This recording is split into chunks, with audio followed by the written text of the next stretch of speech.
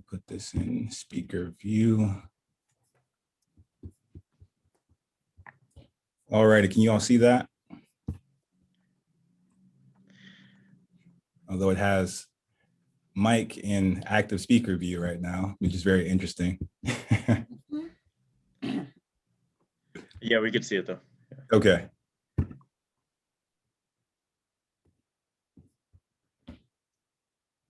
All righty. Good afternoon, everyone. Thank you all for attending this webinar. It's the first webinar of the McNair Business Scholars Network. And my name is Ishva Menifee. I'm an assistant professor of management at Iowa State University. I have the privilege and the pleasure to moderate this panel, just really asking that question, why become a McNair Scholar in business? So I'm very thankful for our panelists, Dr. Robert Arias, assistant professor of marketing at John Carroll University, Dr. Rochelle Oakley, associate professor of information systems at the University of North Georgia, and Dr. Phil Thompson, assistant professor of management at Virginia Tech.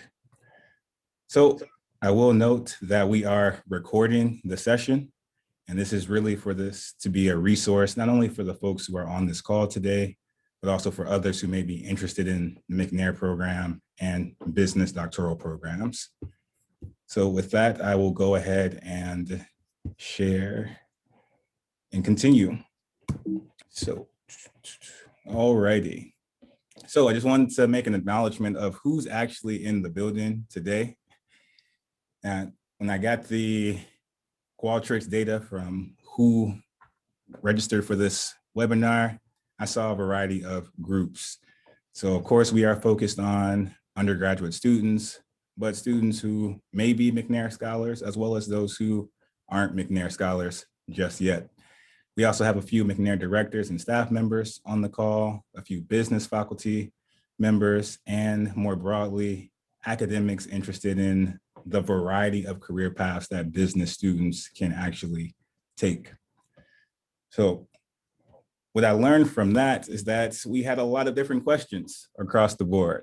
So of course, from those who may not be involved in the McNair program just yet, really asking the question, well, who's eligible? How do I apply? What are the benefits of actually participating in this program? Additionally, when thinking about this from a business perspective, thinking about the value of research for business students, what types of research can we actually engage in? And are there actual opportunities to get our studies funded in business? So this really led to the structure of the panel for today. And thinking about the agenda, I want to spend the first 15 to 20 minutes on these first 2 points, just giving an overview of the McNair program for individuals who may not be familiar.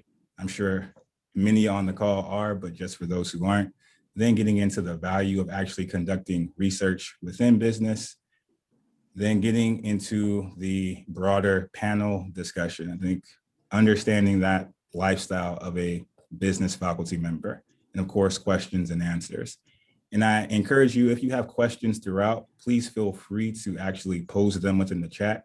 I'm going to ask Dr. Mike Barnett, founder of the MBSN, to help out in that regard, just to keep track of the questions as they come, since I can't see them on my screen, but we can definitely get into them as we move towards the end.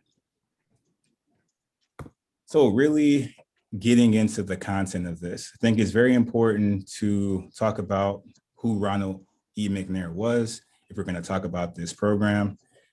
Received his PhD in physics from MIT, and really an expert in his own right.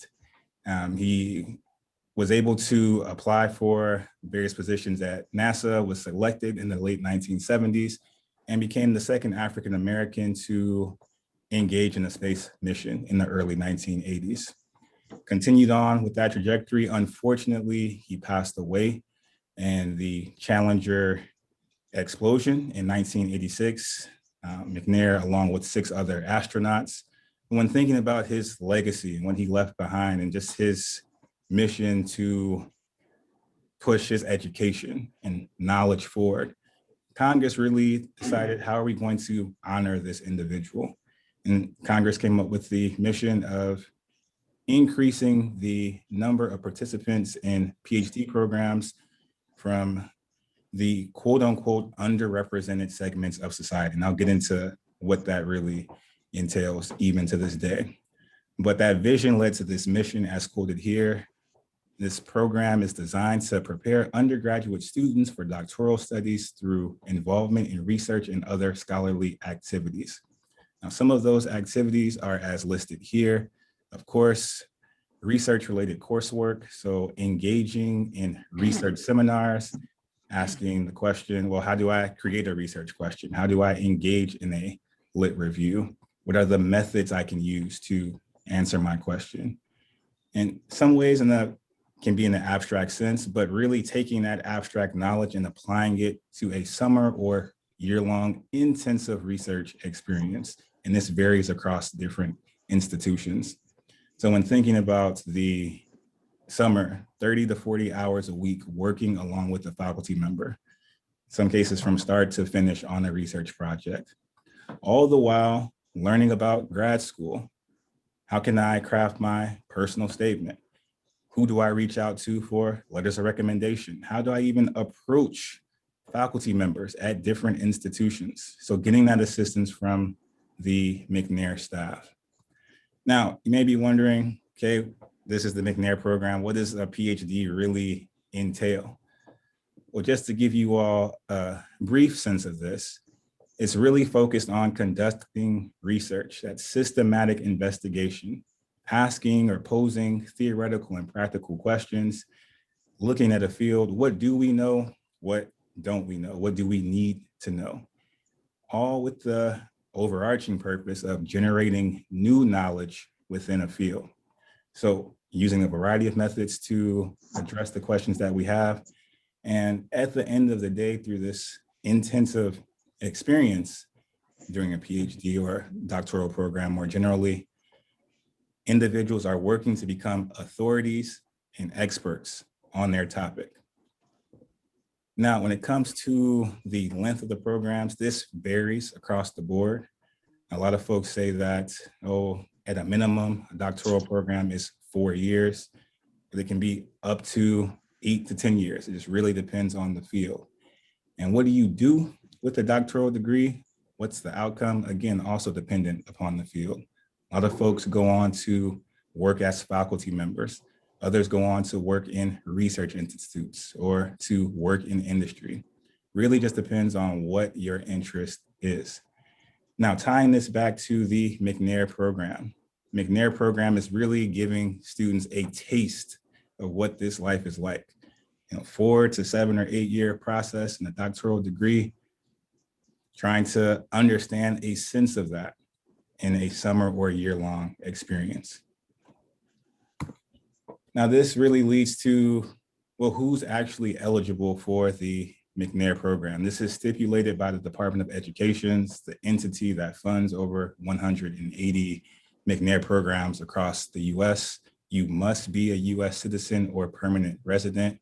And additionally, you have to meet at least one of the criteria listed here, being a first-generation student who also has financial needs, and those guidelines or those limits are actually set by the DOE itself, or you can be a member of one of the groups listed here that are traditionally underrepresented in graduate education. So Black or African-American, Hispanic or Latinx, American Indian or Alaskan Native, Native Hawaiian, and other Pacific Islanders.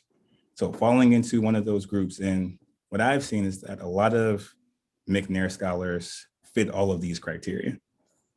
And if some would say break out the financial need as a third category, still fitting all three. Beyond that, you still need to have at least one summer to go. Again, for that research intensive experience, 30 to 40 hours. And for some programs, they actually stipulate that you need to have a year left before graduating so you can get that entire year experience. So given this, I do want to note that with these stipulations by the Department of Education, there were a few questions posed with regards to who was eligible. And I wanted to make a note, international students and graduate students are not eligible for this program. Now, figure out you're eligible. How do I apply? This varies across institutions, and I'm sure the McNair directors on this call can truly speak to that. But just to give you all a brief sense of it, really depending on the timeline, some McNair directors start in the fall semester. Others will wait until the early spring. So between January 1st and March 1st, that is the deadline. Really need to reach out to the McNair director to understand what that is. But to hone in on who might make an ideal applicant? Well, it's students that demonstrate strong academic potential. This is really designated in a couple of ways. It could be your GPA, and in some cases, McNair programs stipulate a minimum of a 3.0 GPA. This can also be designated by letters of recommendation, which are required for some programs. So faculty members being able to speak to your qualifications, your ability to engage in rigorous work. Secondly, and some would say primarily, you have to demonstrate a clear interest and desire to pursue a PhD. Department of Education stipulates that McNair directors place a certain percentage of students in doctoral programs once they finish undergrad. So how do you demonstrate that? You have to show in your application that you understand what the outcomes would be if you got a PhD in your field. Does that mean you're going to become a professor? Does that mean you're going to work for a research institute? You have to signal that. And lastly, this may not be required for everyone who's applying at different institutions, but it's great if you've already identified a potential faculty mentor, someone who's willing to work with you for the summer or for the academic year. Of course, the McNair directors and staff members will work with you if you don't have one identified, but going into the application process, it's beneficial. It puts you ahead of the pack in a sense, particularly when a lot of the programs are competitive. So gotten in, and now you are thinking, well, what are the actual benefits of being a McNair scholar? And I place these into two different categories. So some would say fairly immediately, there was a question among the registrants, oh, do I get paid for this? Is this a research internship? Yes, you do. The summer stipends range, it depends on the institution itself, but they are typically ranging from $2,500 to $4,000 for the summer. Again, 30 hours a week, 30 to 40 hours a week, 8 to 10 weeks over that summer. Additionally, most doctoral programs require you to take an entrance exam. Typically, it's the GRE, and so you get assistance with that exam from the McNair program. Beyond that, as I mentioned before, you have application materials. How do I actually craft a good and strong personal statement? How do I shape my resume, or academic lingo, curriculum vitae, CV, to be successful in applying? And in a lot of cases, you are going around regionally or nationally presenting your work or engaging in methods workshops. So immediate benefits. But also, while applying for programs, there are a number of institutions that recognize McNair as valuable. So approximately 200 institutions actually provide fee waivers if you're applying. Secondly, when I think about that entrance exam, the GRE is over $200. If you're a McNair scholar, you're eligible for getting that reduced in half in a lot of cases. When you think about graduate fellowships, again, universities are seeking to attract McNair scholars, so there are fellowships designated to those individuals. And lastly, just thinking about being a McNair scholar has a reputation associated with it. I can speak anecdotally as a member of the PhD program committee here at Iowa State University. When we see a McNair scholar pop up in our application pool, we pull that application, we dig deeper because there's an assumption that this individual has the skills, the knowledge, and would be ready to work once they get into a program. So that's a bit about the McNair program itself. Now, I'd like to give you all a poll question. I'm really big on engagement, and this is specifically for the undergraduate students who are on the call. So let me go ahead and open this up and launch it. So hopefully you all see that on your screen. But the question is, before receiving the advertisement for this webinar, did you know that it was possible to pursue a PhD in business?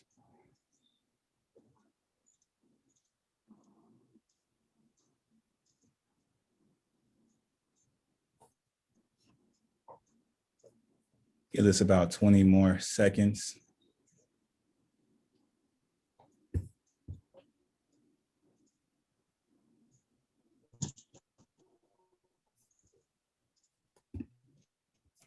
Okay. All righty.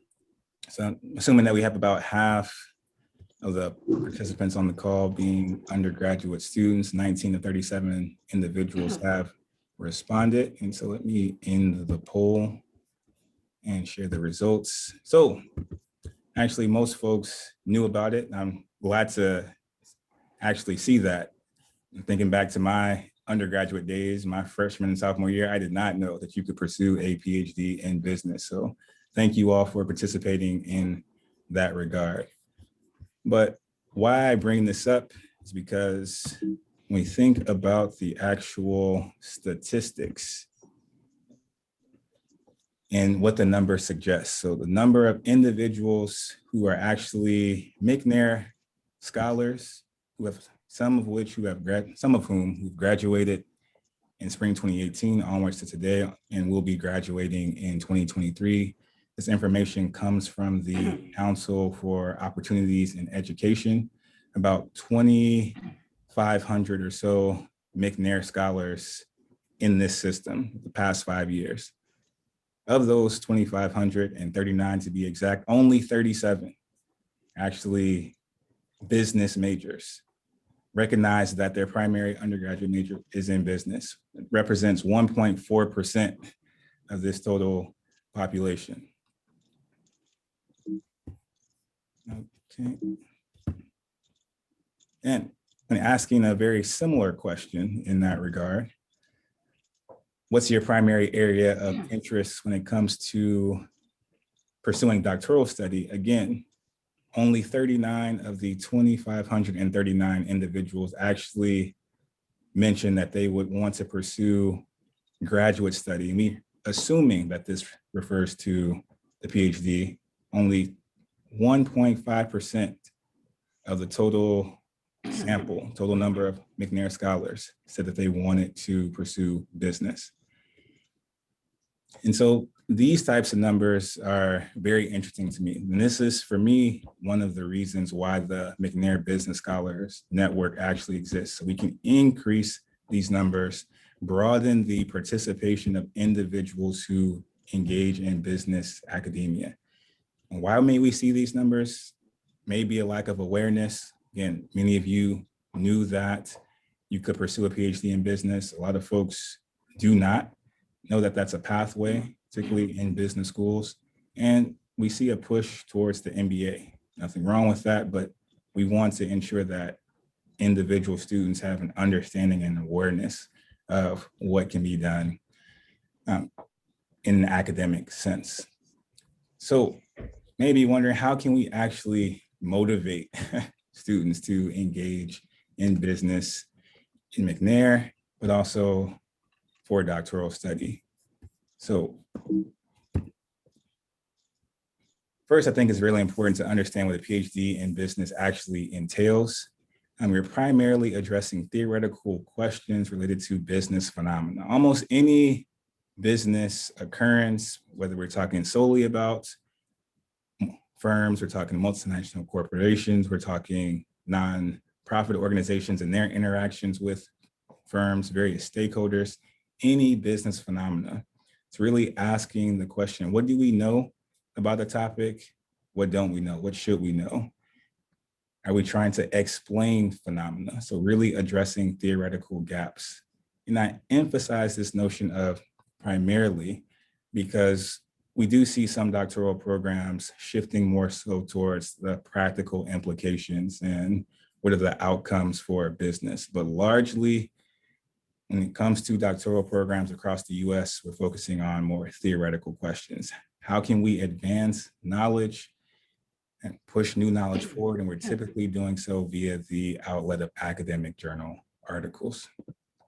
Now, when it comes to the actual timeline, I like to think of this as an apprenticeship model, really 4 or 5 years.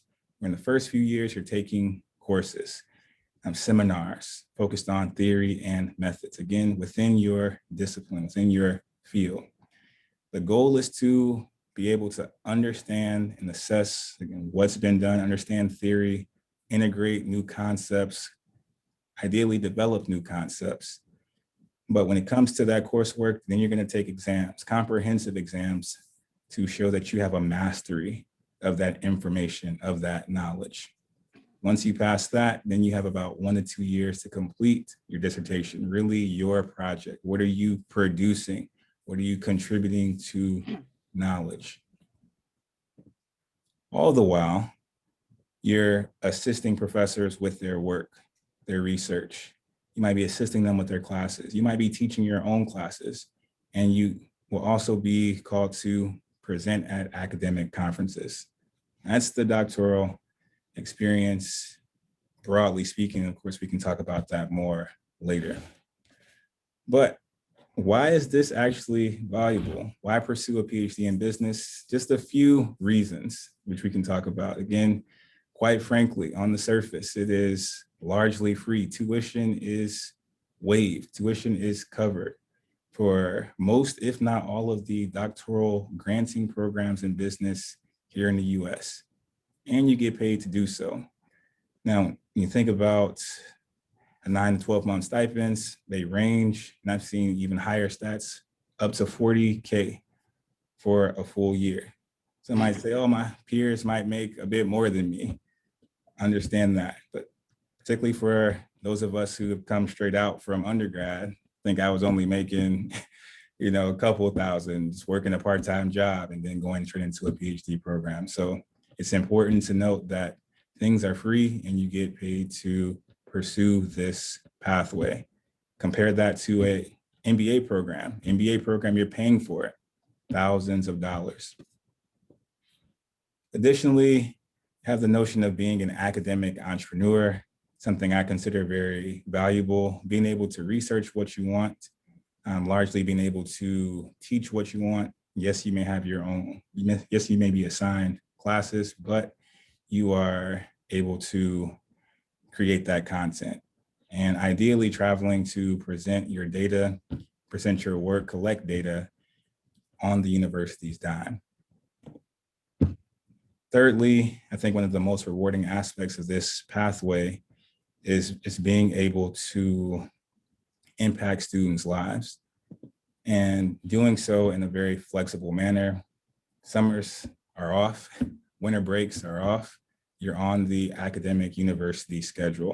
You don't have to come to the office. And I also want to talk about the pay. You always wonder, well, how much do you actually make as a professor? Pay isn't too bad either. So just to pull these data, say the money talks, pulled this from our accrediting body, a fairly recent report, April of last year, essentially analyzing over 34,000 salaries in business schools across a number of institutional types. Research intensive, more balance between research and teaching, and more teaching oriented. I highlight assistant professors because once you finish up your PhD, and typically that's the pathway you'll be going towards, being an assistant professor for 6 or more years before you move up to the next academic level. It's important to note that this is just the average 9-month salary. In most cases, in research-intensive institutions, faculty members make up to an additional 2/9 of that salary as a form of summer support. Research universities want you to be engaged in research over the summer. So the actual average salary is between 140K and 160K. And when we compare that to the MBA average, as of 2019, that was 107K. So it is a financially lucrative career. Now,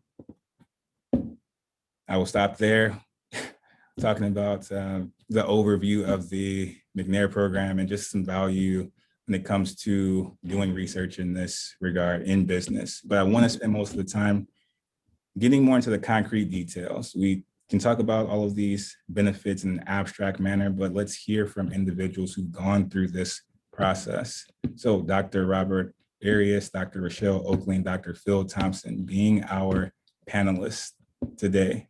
Now, I sent them a list of questions. I've actually added the question that they don't know about just yet, but hopefully it's a fun and easy one for them. I just want to have a conversation with them and get their thoughts on being the McNair scholar and onwards towards a business faculty member. So the first question to our panelists is, what factors influence your decision to participate in the McNair Scholars Program as an undergrad? And I'll start with Robert, and then we can just work our way through the panelists, and we don't have to keep that same order as we go through the questions, but just for the simple aspect of starting it off now. So Robert, what factors influence you to participate in the McNair Scholars Program? Thank you, Ish. Thank you for putting all this together. So I was a sophomore. I was working full-time, going to college part-time, and a professor had asked me if I had ever thought about graduate school. And I responded that I had not. And so he was really the one who informed me about the McNair Scholars Program. And he told me that it's an organization that prepares underrepresented or students from underrepresented backgrounds for graduate school. And I already had it in my head to transfer to another university. So I finished up my undergraduate degree at DePaul University in Chicago. And I found out that they had one there. And so that was really the factor that influenced my decision. That one professor, it was at a smaller university in Wisconsin, and he really opened my eyes to this program. And so after doing some research, I thought it was a good program to be a part of, and I applied for it. Thank you for that perspective. Typically, in a lot of cases, that's all it takes, is that one individual who gives us that insight and pushes us forward. Rochelle? Hi, hello, can you hear me okay? Yep. Okay, great. Well, that's really nice that that was your experience. My experience was not like that. I did apply in my sophomore year, but I had, at the time, I was a computer science major, but it was very abstract, and I really didn't like that aspect of it. So I decided that I was going to switch to information systems and business because it was like a close cousin. So at that point in my sophomore year, I was just looking for experiences to help me kind of get a better understanding of the career options within information systems. So I sought them out. I sought out different opportunities. I had done a couple different internships and things like that. So I applied for the McNair program, and then I was partnered with an IS professor at my university. So what influenced my decision to participate, it was really to try to get some experience in information systems as a discipline, because I knew at the time what computer science was, but I wasn't quite sure what this was. What I did end up finding that I liked about it was that it was applied technology aspects similar to computer science, just in a business context. So thank you. Thank you for that experience. And I'm glad we have that distinction in the pathways to just learning about the McNair program. Phil? It's so good to see you, man. Thank you so much for setting all this up, and hello to everybody else out there. So I did my undergrad at Beloit College in Wisconsin, small liberal arts school. And honestly, at the time between my junior and senior year, I was just trying to figure out a way where Beloit College would allow me to graduate. I was not the best undergraduate student. And honestly, it's the case that somebody, Devon Wilson, who was the McNair coordinator and is to this day is one of my closest friends, he saw something in me that I didn't see in myself. And so he talked to me probably the entire first semester of my junior year. Every time I run into him, have you thought about McNair? Have you thought about McNair? What are you doing this summer? And so finally, he just wore me out. He got me to come to the informational session. And there were some people who had recently did McNair in the last couple of years that were there, and they were sharing their experiences, how much fun it was. So that's what really encouraged me to participate, just hearing other people's experiences. And also just the idea that, hey, if you ever think you want to go to graduate school, this will give you an opportunity to be better set up for it, because we'll have GRE training, and also you'll get to hear more about this research thing and what that's about. Thank you for that background, Phil. Very similar to Rob, just that individual and showing you that insight, and in your case, staying on you to push you in this direction. But you also, towards the end, really get into a good segue of the McNair experience. You started talking about, well, the actual preparation for grad school. What is research all about? So that really leads to my second question. If you all could briefly describe your McNair experience, who you work with, what was the content of the project itself, and how that experience in total shaped your decision to pursue a PhD in business. I'll go first since I got to go last time. So, I mean, it's been almost 20 years, so I'm not sure if the format has changed much, but it was a six-week program over the course of the summer. And so I worked with Warren Palmer. He was an econ professor at Beloit College. And my project was on entrepreneurial activities among student organizations. So at that time, student organizations were very, they were very much a part of me at that point. I was the president of our Black Student Union. I had been very active in the Black Student Union my first couple years on campus. And during my junior year, we did some things to raise money. So I was curious, what were other Black student unions around the country doing to raise money, and other student organizations just in general. So the McNair experience, over those 6 weeks, we did GRE prep twice a week. I remember in the evening, and the goal was to take the exam at the end of the 6 weeks, which I remember we all drove up to Madison and took it. Then also we spent a week visiting grad schools and talking to grad school admission counselors. We went to Boston. And so over the course of 7 or 8 days, we visited 12 to 15 graduate schools. And that was kind of cool to hear current graduate students talk about their experiences. Like I said, I was not the greatest undergrad student, so it was great to hear other people who were in grad school say, hey, I had a 2-point also, during their undergrad experience. And that cough was very, very well timed there. And so that was pretty much our experience. Also, like 2 or 3 times a week, we all met as a group with our faculty mentors and gave 15-minute updates as to how our research was progressing over the course of the summer. And then also maybe once or twice a week, we met individually with our faculty advisors as well. So I think maybe a total of 20, 30 hours a week, but it didn't feel like that.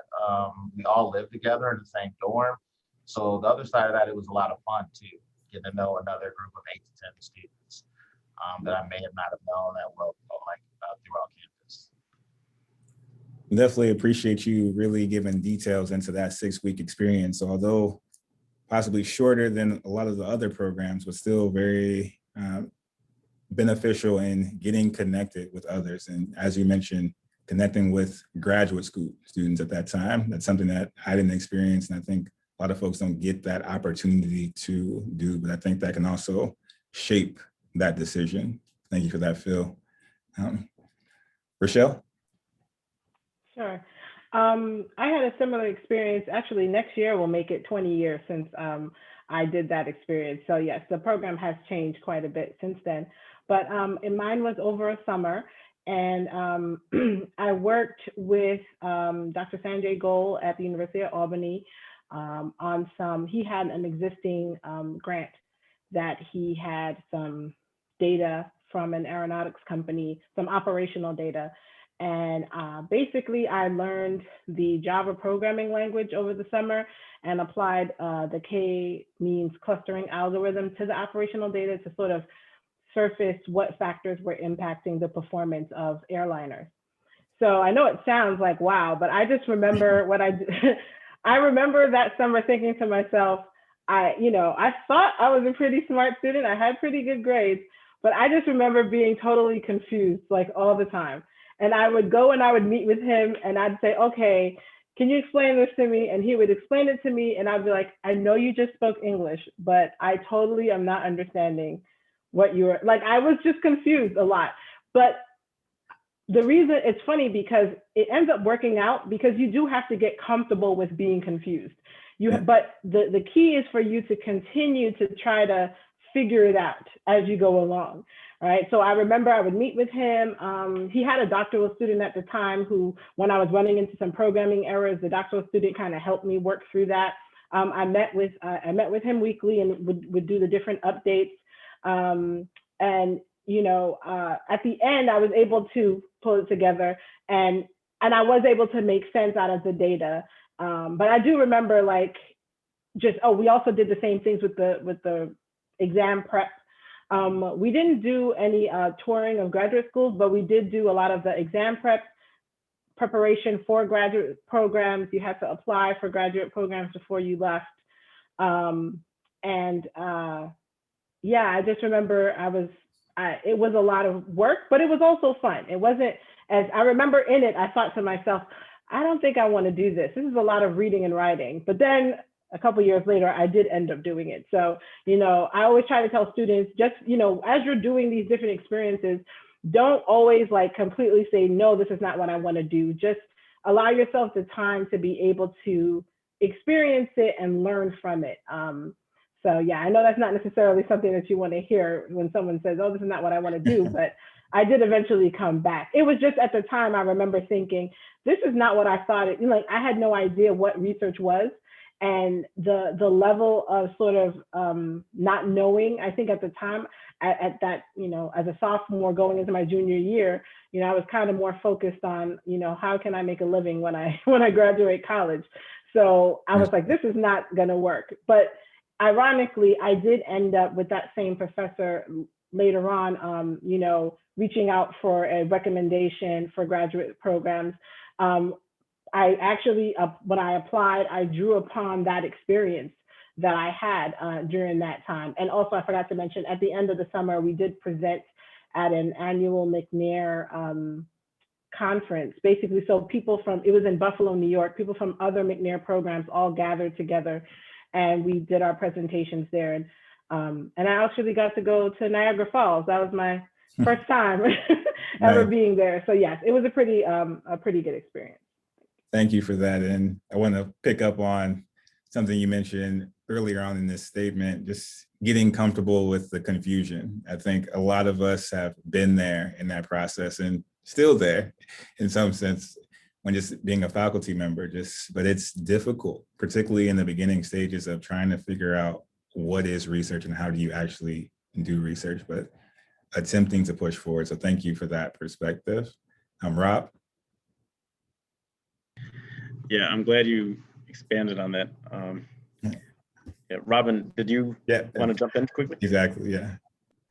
I'm sorry, I just wanted to say this on Rochelle's comments. I'm a McNair director at TCU in Fort Worth. And one of the things, of course, we bring on students, as juniors, and something that you said is something that I definitely echo to the students, and that is the main thing that I'm looking for in prospective scholars is an openness, a willingness to to try this and to see what they think, because most of the students have just begun their advanced coursework as juniors, and they really don't know yet, so it's normal not to know. That's and I just wanted to piggyback on that as a director selecting students. Thank you for that perspective as well. All right, so with that idea of openness, Robin, I would like to ask the students if they are open to it. If you feel comfortable, if you can go ahead and share or turn your cameras on. It is always more interactive, I think, when we see some faces. So if you can, it would be much appreciated. If not, that's quite all right. So thank you, Jonathan. I see you. So thank you. I appreciate that. I know a student here, and if he's by his computer, I hope he turns his camera on. But regarding my experience, I think I was pretty fortunate. We were required to meet every Friday for 2 hours, and this is throughout the academic year. So we were hammering it out. What is a research question? How do you write a literature review? So that's a background of the field, essentially, that you're studying, the specific topic. All of these things. Ishva, you touched on some of these topics. I had the pleasure of doing 2 summer research experiences. One was at my home institution of DePaul, and so yeah, they put us up in the dorms, and I got to know some people very well, and work alongside them. Although I was working independently, we were going through similar experiences. And in that project, I was looking at just young people, young adults, and consumption habits. So things like impulsive purchases and compulsive purchases. So I was focusing on those 2 habits, those 2 types of purchases. The following year was actually very critical for me. I did my summer research program at University of Illinois at Urbana-Champaign, and that's actually where I ended up going to graduate school for my PhD. So I don't think there's a mistake there, or I don't think that was a coincidence there. And in that experience, I was looking at how psychological states of power might influence your purchases. So previously, there was some work, and Rochelle, I think you're right to say that sometimes the language that we use in academia could be so convoluted, right? and it's hard to decipher if you're not used to it. So, but basically what I was learning was that the papers that I was reading was basically saying that poor people buy luxury products. That's basically the gist of it. And I didn't really like the way that was worded. and so after doing some research, I came up with this hypothesis to study psychological states of power. And the argument there is that maybe it's not so much just about income, but maybe this psychological state of feeling powerlessness might influence a purchase decision, whether or not you're rich or poor or whatever the case may be. So when you're in that vulnerable state at that point in time, maybe that will lead you to buy more conspicuous products, or to put it simply, maybe luxury products. And anyway, so that was my project for that summer. And yeah, so I was very fortunate for that continued weekly 2-hour meeting, and they would give us assignments such as interviewing faculty members and trying to find our own mentors that we would want to work with. So that's my McNair experience in a nutshell. Yep. Thank you for sharing that and just bringing everyone's responses. Collectively, we see the intensive nature where it is that combination of learning about grad school. It is the research project that we have going on.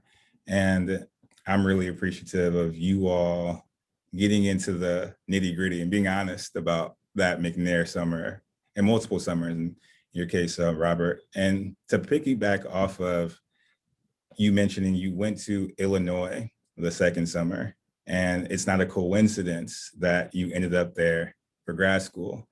There is a question that I did not let the panelists know I was going to ask, but to bring it up now, give you all some time to think about this. So thinking about the doctoral experience, if you had to describe your doctoral experience in 2 to 3 adjectives, what would they be?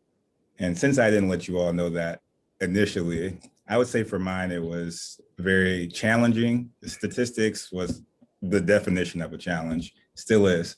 And, but also fun, just really being able to interact with faculty members, interact with members of the PhD project, which I'll talk about a bit later, but just really building families and networks while during this 6-year experience for myself. So challenging and fun for me. I'm gonna put it and leave it open. If anyone wants to take a stab at it, 2 to 3 adjectives to describe your doctoral experience. Sure, I'll go ahead. And one of them is not quite an adjective, but I'm gonna make it one. I've got challenging. So I did find that it was a challenging experience. I put journey oriented, which I said is not really quite an adjective, but it's because I definitely was more of a journey. It wasn't something where I just kind of went, you know, like I had done an internship before. I know they give you a project, you do it, and you're kind of like done. But it was more like it was a process. And each week I got better and learned more, which helped my end goal a little bit more fun and useful. And the reason why I say useful is because it was a great talking point afterwards. As I was applying for other opportunities, I was really able to express or discuss what I did in that project, what I did in that program. And it basically was able to sort of demonstrate my persistence and my ability to take on challenging things, things like that. So I thought it was pretty useful. Okay, so gave us 4 right there, or 3.5 at the very least. One of them wasn't quite an adjective. But challenging, useful, fun, and journey oriented. And I think we can all attest to the fact that this is a journey. So thank you for that, Rochelle. Phil or Rob, care to take a stab at it? Yeah. Mike cracked me up. Mike said no cussing. Okay, so that kind of limits what I'm going to say. No, I'm just kidding. So I've got 3: challenging, enlightening, and life-changing. Challenging, enlightening, and life-changing. Anybody who knows me personally knows that I love what I do. I would do it for free, and it doesn't feel like work. I went to grad school when I was in my early 30s. So the first 10 years out of undergrad, I was in banking. I made a lot of money, but they just felt like jobs. Now I have a career that I love. So challenging, enlightening, and life-changing. I appreciate that. Life-changing experience, absolutely. Rob, did you want to share? I was going to say challenging. I guess we could come up with some synonyms here. Grueling in some ways. I was going to say eye-opening, but enlightening I think is very similar. And I was struggling to think of the last one, but I think life-changing is actually very spot on. And I should have thought of that. That should have popped in my head as well. It definitely changed my life in many different ways. The eye-opening one, I'd like to spend a little time on. I just really value the way that you get trained to think in a doctoral program. So the research mindset in general, if you conduct research, you get trained to look at things with a very critical eye, questioning things.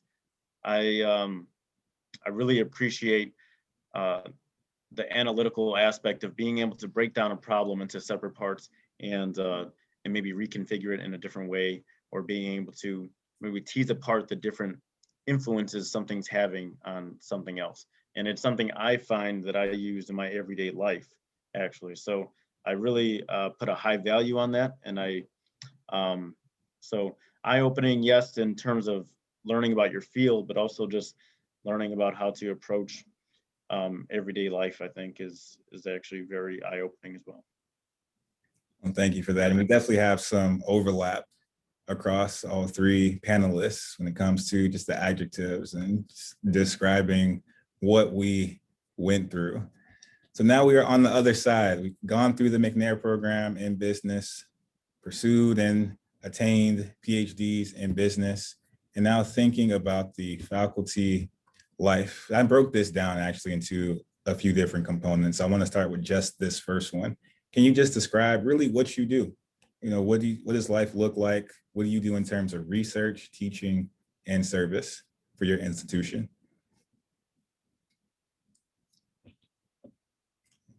We will, Rochelle, would you like to jump for us? I was gonna wait a second, but yeah, sure, no problem.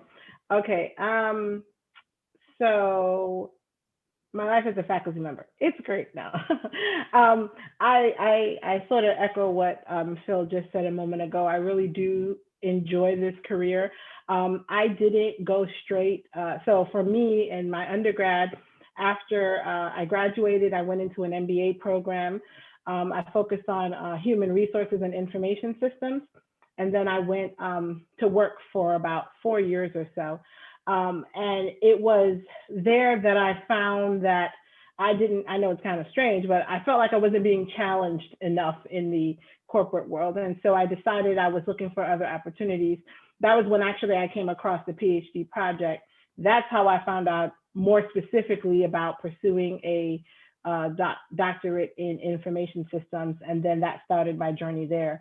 So to the point that was made in the chat a little bit earlier about the fact that the McNair program tracks participants over 10 years, it was 8 years from when I actually did the McNair program. It was 8 years later that I started my doctoral program.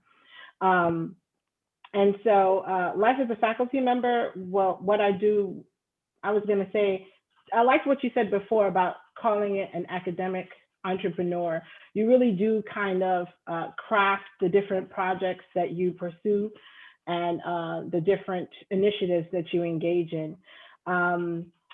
It's funny, I'll start with service first and then I'll go backwards because right before this meeting, I'm the chair of my university or my department's promotion and tenure committee. So service is a really large part of what you do, especially when you're on the other side of tenure, as I am. So basically providing guidance to junior faculty as to what their requirements are going to need in order for them to, gain tenure, ensuring that they're staying on track. So that's just an example. Myself and 2 other colleagues were, providing that feedback for some faculty members. So when it comes to service, I mean, this is considered service as well. There's like a whole host of different things that you do with regards to ensuring that you're not only providing service to your department, to your college, to your university, but also to your profession. So like I've also been a conference chair. Actually, I was a conference chair last year. We were supposed to be in Myrtle Beach, South Carolina. It was for the last weekend in March, right around spring break. Of course, we all know that got canceled. And so, yeah, having to convert that from being a in-person, we ended up having it as a virtual conference. It's for information systems, the Southern Association of Information Systems. So, we have different, we had different tracks. We had people submit their research and do presentations. So all of that is like considered service, in addition to things like advising students and things like that. And I'm gonna go to teaching. So teaching, it really just depends on what your field is. It depends on your university. I'm at a state university, so we have more of an emphasis on teaching, but you still have to do research. Research is required regardless of the type of university you're at. From that perspective, I teach 3 courses each semester. Most of the time, there are 2 sections of the same course, and then one other course was really more like 2 classes. And yeah, you have your teaching activities. You teach your class, you can bring different concepts into the classroom. I really enjoy teaching. I enjoy teaching the senior level IS courses because these are students who are really motivated in their major. They really want to work on unique and complex projects. But I also enjoy teaching occasionally the intro to IS course, where we're teaching it to all the students in the College of Business, because I try to encourage them to pursue IS as a major or a minor, but also so that they can understand the value, from my perspective, of course, of information systems as a whole in all the different disciplines that we have. Yeah, teaching, you can also do things like, there's different professional development things that you can do with regards to teaching. You can do honors courses. Actually, I myself, even though I was a McNair student, I also supervised a McNair student the past 2 years. He's now in a graduate program at New Jersey Institute of Technology. So yeah, there's a lot of different things that you can do from the teaching perspective. And then on the research perspective, you have to, like I said, regardless of whether you're at a all teaching school, a balanced school in the middle, or a primarily research university, you still have to do research. And so the research that I focus on, I look at emerging technology and how it intersects, how individuals, I would say, react with it. So I've done studies on e-learning, on social media, things like that. I also do research on information technology in non-traditional organizational contexts. So for example, nonprofit organizations, how they use analytics to support social change and social impact in the community. I looked at micro enterprise organizations, things like Etsy. I don't know if any of you guys know about Etsy, but there's a lot of small businesses that use that platform. And so we look at different marketing strategies that they use online and how they're able to drive, performance for their organization, how they're able to increase sales as well as followers. So there's like a whole bunch of different things that, you can focus on, but specifically that's sort of what I do. So just in sum, the part about describing my life as a faculty member, I kind of look at my week. At this stage, I try not to work on the weekends, but it still does happen occasionally. But primarily, I just take the week and I say, okay, I dedicate a certain number of days focusing on, the regular sort of teaching activities that I might have. I definitely try to contain my service activities to certain days. And then on the other days, I focus on my research.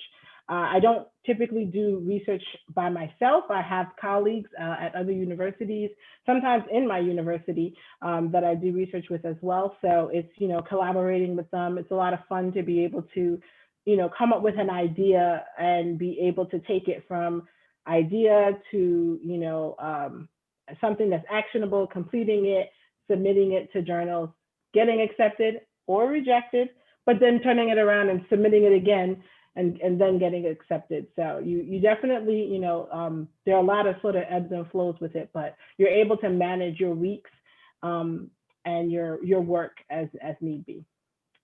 That's it. Definitely. Thank you for that.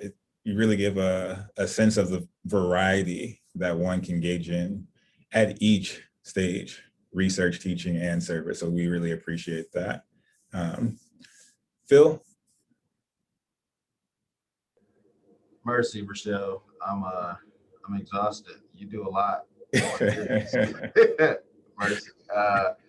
So I'll just start. I don't do as much as Rochelle does. So I'm at Virginia Tech and I'm in the management department. My research is more psychological in nature. I'm very individual level. So the research I do, I could actually do in a psychology department or in the business school in the management or organizational behavior department. So my research area is broadly organizational behavior, organizational psychology. Specifically, I look at things that help employees perform better at work. And then I look at gender differences between some of those relationships. Like for example, right now I'm looking at the normal reciprocity. It's the golden rule of you help me, I'll tend to return a favor in the future to help you.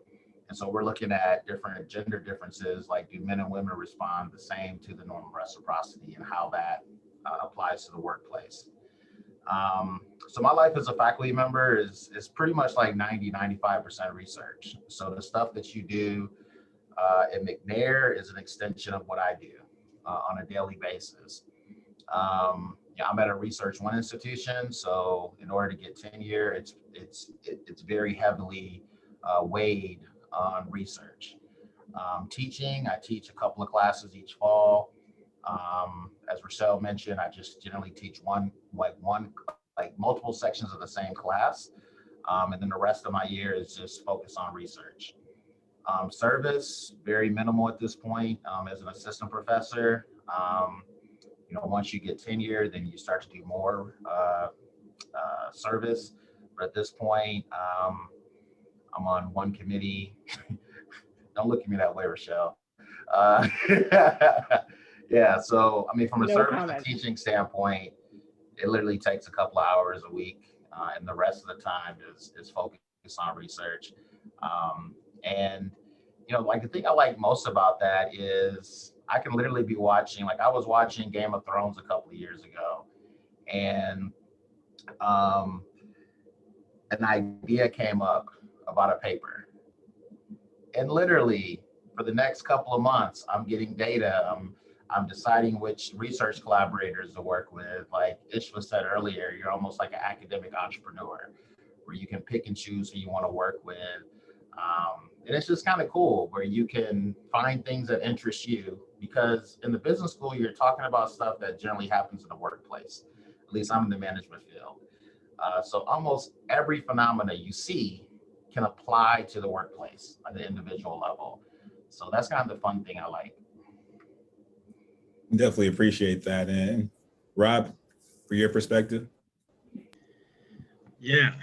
So I'm at a more balanced school, so I do a balance of teaching and research, and I have some limited service. As far as research, yeah, Isra, I think you hit it on the head. You are an academic entrepreneur. One of the greatest things I think about being a faculty member is this intellectual flexibility that you could, if you get interested in something, you could explore it. And so to give you an example of what that could look like, I was reading some articles. I'm from Chicago, so I saw something about the Chicago Bulls where fans raised money from around the world to demand that 2 people be fired. And so they raised $8,000 to put this billboard up right across the street from the Bulls Stadium. And I looked into it. And so I'm interested in how this Bulls community, how does an individual navigate this community that's facing this type of conflict? And how do they make sense of this conflict? On the flip side, I've done work in refugee settlements in Uganda, where people are completely disconnected from their familiar communities, and they're trying to connect with this community that they're in. So these individuals are taking refuge in Uganda, and they find themselves excluded from the marketplace, and they experience some psychological consequences. So they might feel like their identity is at a loss, right? They don't have a home. They feel like they don't have a home. All of their cherished possessions and so on, even maybe family being separated from one another.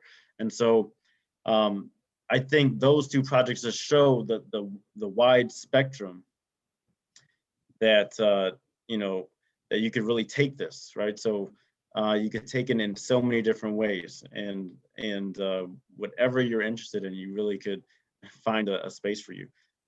As far as teaching, I teach 3 separate topics, course topics a year, and 3 classes every semester. So last semester I taught 2 different types of courses, and I had 2 sections of one and 1 section of another. So that's 3 classes. And then this semester I have 3 classes of the same section. And I enjoy it. I think it's a great opportunity to, I think other people have talked about this, but I think it's always nice if you're interested in mentorship. I think teaching is a nice platform for that. And my service is relatively limited. I'm the advisor for a chess club, so I'll say that. I've helped trying to choose the right type of technology for a classroom. So, just those types of things. But it's at this point, it's still pretty limited there. Right. But I do, sorry, just want to echo Rochelle's point. Service to the field. Service goes beyond just the university, like being a conference chair or maybe reviewing other people's work and trying to guide them. And so service is not just about serving your university, but it also refers to serving the field. I just wanted to say both Robert and Phil are doing the right thing, which is they are both, pre-tenure. You really shouldn't focus on service. That's something that you definitely can do after, because again, in order for you to earn tenure, and I'm not sure if I know that's a little bit far off for students who are considering the McNair program, but just as a heads up, you might want to focus on research because that's typically what is the driving force for that. Yeah. Definitely appreciate all of those sentiments, really just giving all of us a sense of what you do. Again, a lot of overlap, but also some differences. I'm also recognizing where we are as far as time goes. And I noticed that there were a number of questions posed in the chat. And so I'm actually going to skip over these next two. It was really getting at, what do you enjoy most? And we can talk about that in the conversation with the students. What do you enjoy doing the most, but also what are some of the biggest challenges? But I want to tie in or focus on this last question and then really get into the Q&A. What advice, briefly, would you give to potential McNair scholars in business? Start with Phil. Sure, I'll be brief. Simply be curious and open-minded about the experience. Just be curious and open-minded, regardless of whatever way you've operated before. Just be open to learn how other people operate who are academics, and just have an open mind in terms of what a life as an academic can be, or what the process of research is. Thank you for that advice. I completely agree. I'll keep it brief as well. I think don't be afraid to reach out. Don't be afraid to reach out. So I think, at least for me, and I think it might be similar for others, but sometimes we feel like we're a burden, right, if we ask for something. But people are there to support you. We are here to support you. This is why we're having this, right? And so you should feel, at least practice feeling comfortable reaching out for help when you need it. And so I think that's something you could take from research, but you could also take it just in life. Mm-hmm. Yeah. One of my first advisors said, knock on doors, and that's really on you. And you have to be proactive in that regard. So thank you for that, Robert. And Rochelle?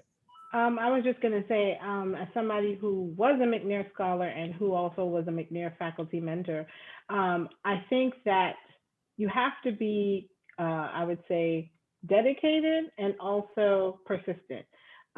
Dedicated in the sense that once you start this, you just have to push through. I know there are times where you might be like, I'm not quite sure what this is. I'm not, there are times where you might have, it might take you maybe 2 weeks to get 2 or 3 weeks before you really come to a conclusion about a particular area. But you just have to be dedicated and know that you do want to do a good job, you do want to complete it, and you want to continue. And persistent in the sense that you just want to pursue different opportunities as they come up. Like, for example, I was saying about my McNair scholar, he also, as Robert had mentioned, you participated in research REUs over the summer at other institutions. I wrote a whole lot of recommendation letters for my student, ensuring, that he was able to get one, not just in the summer of 2019, but even last summer, he was able to do an REU during the pandemic because he was persistent and he applied, and they were able to work with him and do it virtually. And so, you have to just be persistent, and you can't let rejection, deter you. Actually, as an academic, you have to be somewhat, I forgot how it says, but they say, if you're not applying to things, then you won't get rejected, right? So if you're not getting rejections, you're probably not pursuing things that are challenging and pursuing things that will really stretch you. And so you just have to get comfortable with it, and it's okay. You know, if you apply to 10 things and you get one, you got one. And so at the end of the day, you're still going to be able to do what you have to do. So yeah, definitely want to be dedicated and persistent. Absolutely. I think just across the board, all of these qualities make for not only a successful McNair scholar, but doctoral student onwards to a faculty member. So I do appreciate your sentiments and your advice given in that regard. And just in general, giving us a sense of what the faculty life looks like. And to keep us moving, so now that we have a sense of some of the concrete things that several faculty members in business go through, what can be done? Just to quickly run through this. If you haven't done so already, connect with the McNair director at your institution, particularly if you want to consider going into business, making a switch towards business. I think having those interactions will be very valuable. Additionally, very much tied to that, connecting with faculty members at your home institution. A lot of places they have websites, so checking out the types of research they do, their expertise. You can do so on their website or via a Google Scholar search for those particular individuals in your discipline. Additionally, look into the schools, the institutions that actually grant doctorates in business. In North America, more than 100 that do so. So we have a list for you, and we're more than happy to talk about that. And that really ties to this last point here, reaching out to us. Myself, Mike, we're very much open. This is the reason why the MBSN is here, to serve students, not just as undergrads, but helping them pursue doctoral programs, doctoral degrees. And we're not the only organization doing this. A couple that I want to shout out in the sense, Pre-Doc's a consortium of business schools, universities, institutions, really trying to increase individuals' quantitative methods skills, which are very beneficial and valuable in PhD programs in business. So particularly if you're a graduating senior, you're thinking like, oh, what can I do? At the end of this McNair journey, thinking about going to a PhD program, but I need those method skills, Pre-Doc is one direction to go in. And as several of us have mentioned, the PhD project, I think all of us consider it to be a lifeline, really focused on encouraging particular groups, Black, African-American, Latinx, Hispanic American, and Native Americans, helping them to attain PhDs in business en route to becoming business professors. And I think, again, that notion of a network of support, a lifeline is truly there. I have the link for you all to learn more about that. So we have a webinar scheduled. You can definitely check this out on our website. I won't get into the details here because I want to spend most of the time, the remaining time, on our questions, but we are pushing this webinar series ahead, really giving information about the process. And so without further ado, questions, I will stop sharing my screen, and you want to jump into questions. My apologies for the light on my end. You just got a lot of shine around you, that's all. Yeah. It's glowing up over there.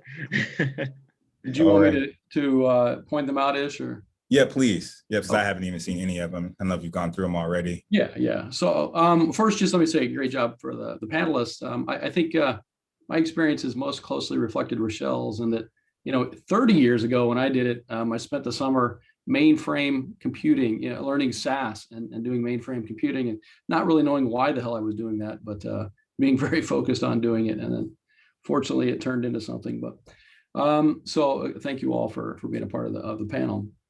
There were really only two questions, and one of them was posed to me directly, and we can probably pretty quickly, but it's a bigger question that I think some folks might be wondering about, especially related to business, which is for master's degrees, are there also those same benefits in terms of fee waivers and stipends? And the answer is pretty much no.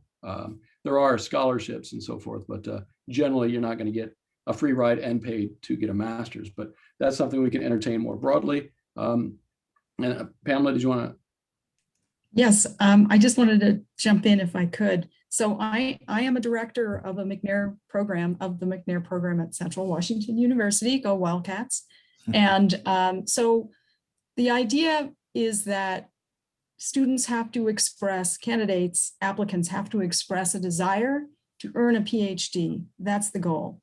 But life happens. And so there is an understanding within most programs, if not all, that not everyone will end up getting a PhD. That is kind of not necessarily a realistic expectation that everyone who comes through a McNair program, we had 160 people come through our program in the last 10 years. And we have an expectation that a percentage of those students will end up achieving a PhD, but many do end up stopping at a master's. And we do fund those students as they come through our program, even though the goal originally was to get a PhD. If they did stop at a master's, I mean, that's not what the purpose of the program is, but that is where life takes them. And that is actually okay. But you do have to come into the program with the expectation that you're going to get a PhD. So just to clarify, and if you have any other questions, I'm happy to answer. Thanks, Pam. Yeah, so but this student was wondering about basically, can you get that free ride on a master's? And generally, no, masters you have to pay for. PhDs are generally paid and covered, and you probably don't want to get a PhD if it's not. It'd be a very heavy burden to do. So I would go ahead. I would just quickly say, so my experience was my master's degrees were in psychology, industrial organizational psychology, which, as I mentioned, you can do a lot of that same research in certain business school departments. And in certain IO psychology programs, it does kind of follow that model where they waive your tuition and give you a stipend as well. So, you know, if you're looking for specific disciplines, that may be a route as well. Yeah, so there are some exceptions, but were you on a path to a PhD when you got your master's? I was. It comes back to my great undergrad grades why I had to do that master's degree. So Understood. Yeah. Yeah. So in a lot of PhD programs, you get a master's along the way after you complete your first 2 years and pass qualifying exams. Like I have an MPhil, but I didn't enroll in an MPhil program. I enrolled in a PhD program. But I also, you know, again, with the similarities with Rochelle, I also, after my undergrad, said, that's enough of this crap. And, you know, went into the military instead and spent 4 years in that. So, and didn't have any plans to get a PhD. I got my MBA while I was in the military, but in business schools too, it's pretty common to, you know, have some experience before you get a PhD, unless it's econ or something very technical typically, but a whole other subject. But don't want to get too sidetracked, so we get to the other question, which I'm not sure if Sandra, do you want to go ahead and ask your question, or should I restate it? Yeah, sure. I can ask the question. Actually, Dr. Thompson was kind of like leaning into the question that I had, because I was wondering what majors you accept in a management PhD. So that was kind of like my question, just to see with the background in the major that I have, which is psychology, if I have any way to go into that route. Yeah, so I'm actually on the admissions committee this year. So yeah, psychology students are really strong, especially those that are coming out of undergrad, especially if you can get some research experience, any kind of research experience, anybody's lab. So we're in a management department. So our management department includes a bunch of different disciplines. So it includes entrepreneurship, international business, strategy. It also includes organizational behavior, which is my area. And I would say with organizational behavior, definitely psychology students are very appealing for that reason. Mostly because like you all take like statistics and methods oftentimes during undergrad. So that gives you a heads up for other people who are coming directly from an undergrad program wanting to apply to a PhD.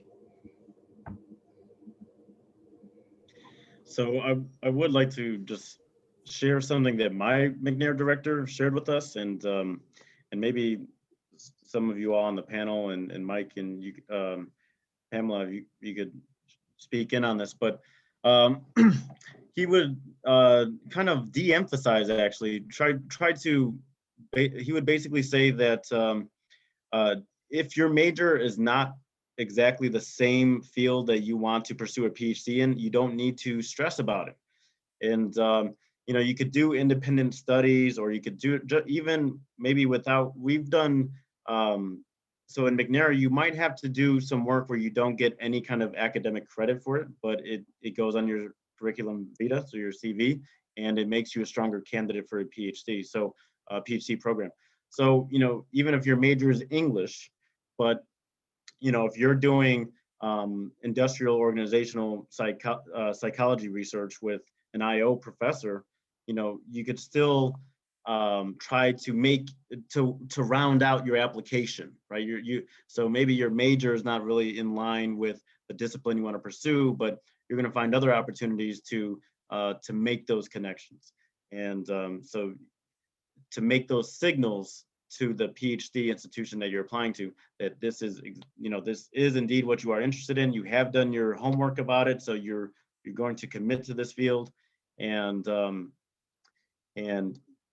you've made that decision. So just to maybe relieve some concerns, that's right. You don't need an undergraduate in business to get a PhD in business. Thanks, Mike. And so, and I think, you know, maybe there's some exceptions with maybe more technical things, but for the most part, I think that holds true. See a question? Thank you. Yeah, Marima. Marima. Hello, sorry, I'm not showing my video, but I am an undergraduate business student at Rutgers University, double majoring in management information systems and supply chain management. I have been considering, I mean, it's always been a dream of mine just to obtain higher education and get a PhD. But as a business student, interested in consulting, and the traditional path for someone in business is to just enter the field and get that experience. So what is the benefit? What are the advantages and disadvantages of going for a PhD as opposed to getting that experience? And second, with the PhD, have there been McNair scholars that go into industry, the consulting industry as well? Do you have any stories? Thank you.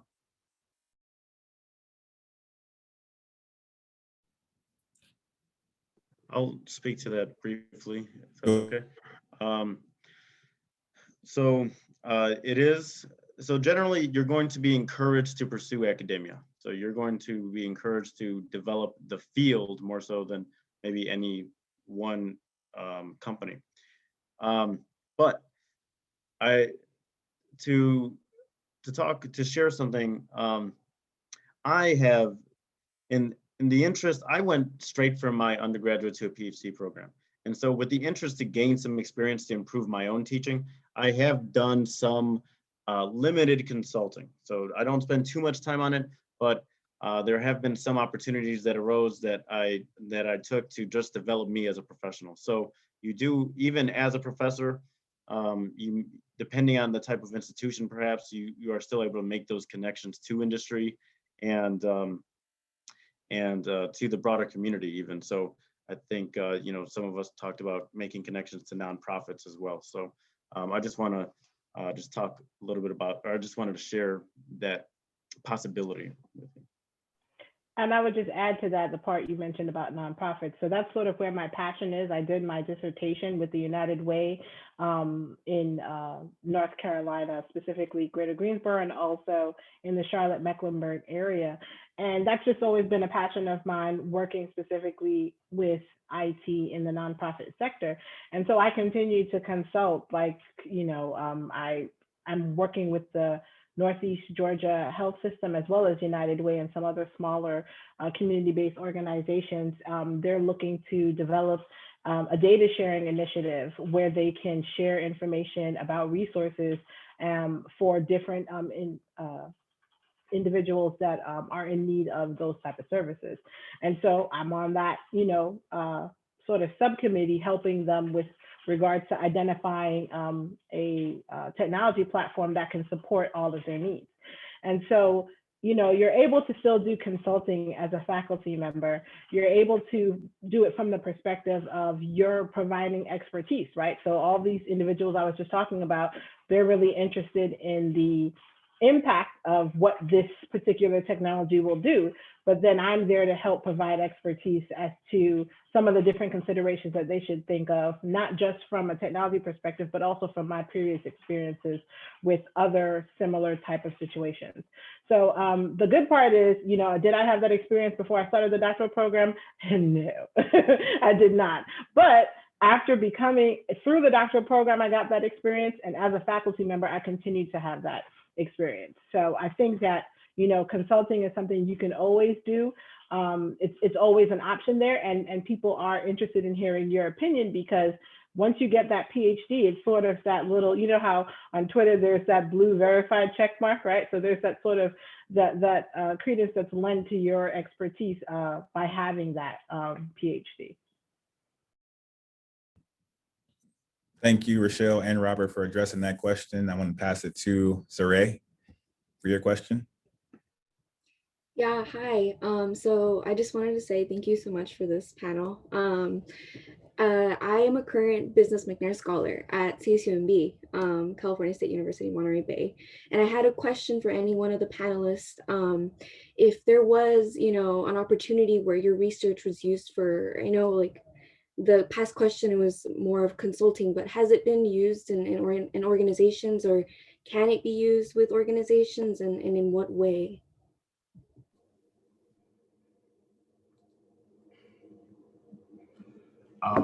I'll step in. Yeah, so that's a really good question.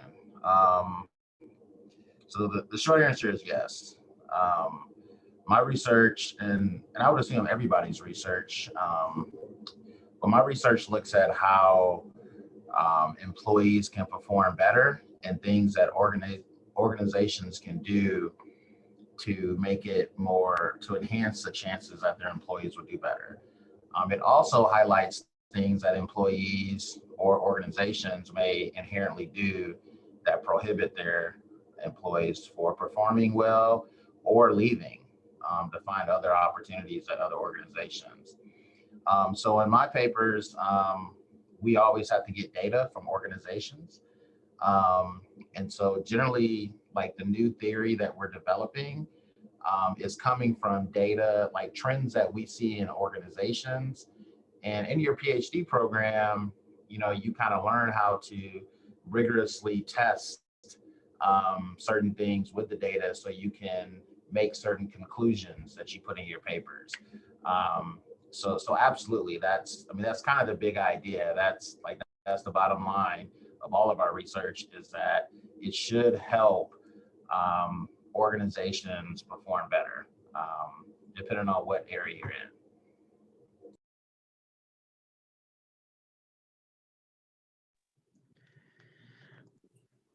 I guess I do want to.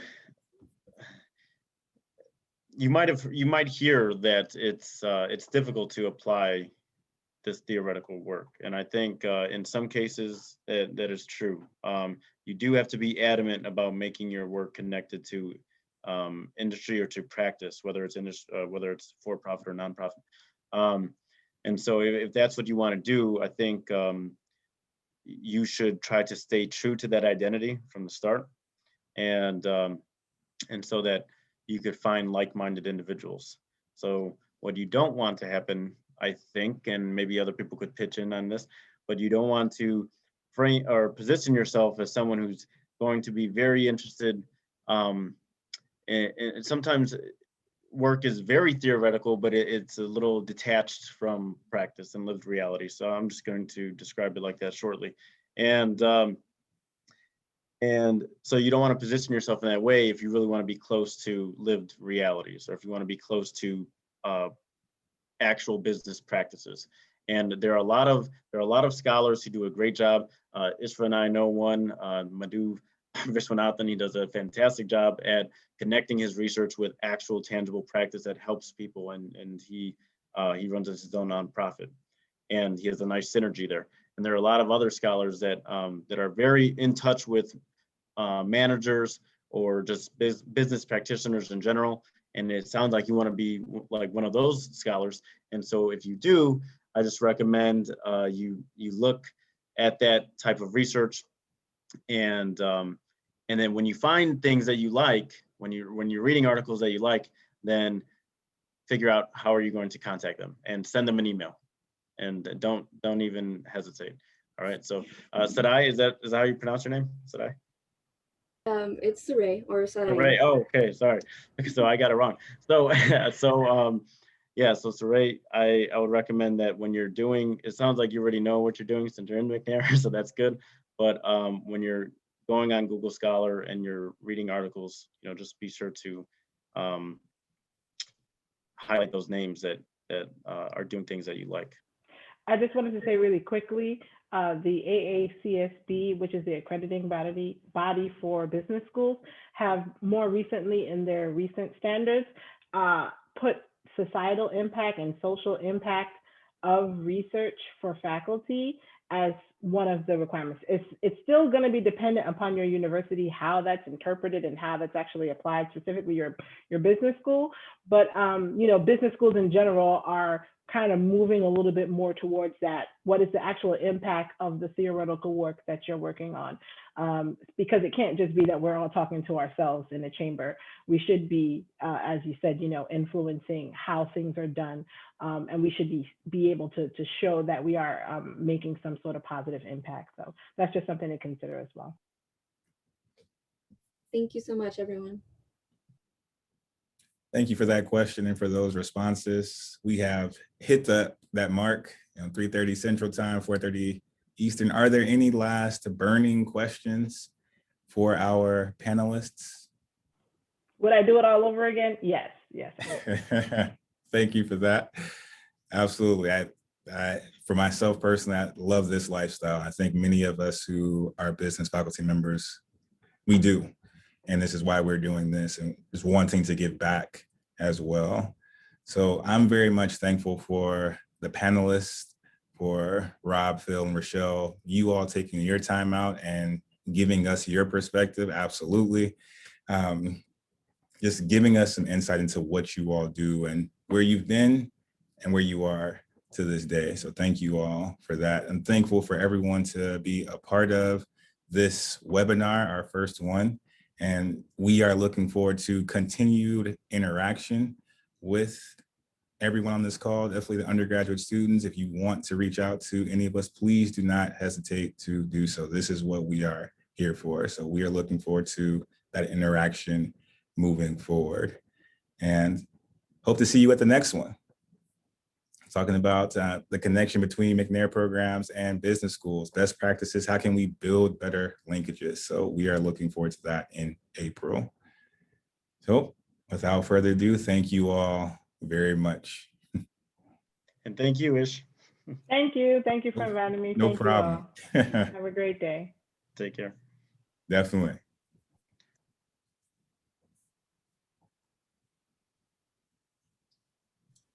Great job, Ish. You might want to end the recording. Yeah,